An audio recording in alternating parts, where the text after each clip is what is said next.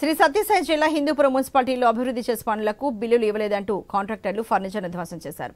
15 మంది కాంట్రాక్టర్లకు 2 కోట్ల బిల్లులు బకాయి ఉందని ఆగ్రహాన్ని వ్యక్తం చేశారు. చేసిన పనులకు సంబంధించి బిల్లులు మార్చి 31 నాటికి ముగియనున్నాయని, ప్రభుత్వం మారితే తమకు బిల్లులు ఎవరు చెల్లిస్తారంటూ ప్రశ్నించారు. హిందూపురం మున్సిపల్ కమిషనర్ శ్రీకాంత్ రెడ్డి దాడి జరిగిన ప్రాంతాన్ని పరిశీలించి కాంట్రాక్టర్లపై పోలీసులకు ఫిర్యాదు చేస్తామని తెలిపారు.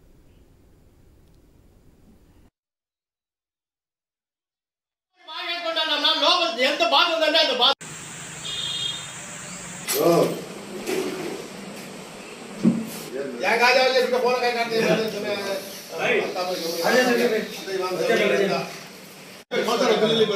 దీనికి పెద్ద చిన్న ఏమి లేదన్నా మాకు పట్టించుకునే నాకనే లేదు. ఎట్లుందంటే ఆత్మహత్య చేసుకుంటే ప్రాణం పోయి పెండ్లా మీకు రోడ్డు పైన పడతానని కాసుకోవడం అంతే. చూసేకి బట్టలు బాగా వేసుకుంటానన్నా లోపల ఎంత బాగుందంటే అంత బాగుంది.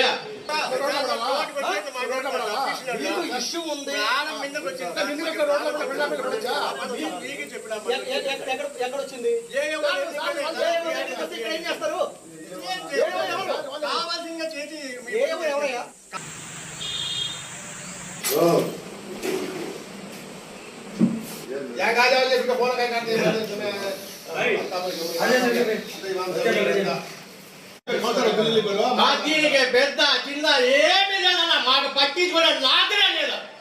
ఎట్లుందంటే ఆత్మహత్య చేసుకుంటే ప్రాణం పోయి పెండ్లా మీకు రోడ్డు పైన పడతానని కాసుకోవడం అంతే. చూసేకి బట్టలు బాగా వేసుకుంటానన్నా లోపల ఎంత బాగుందంటే అంత బాగుంది.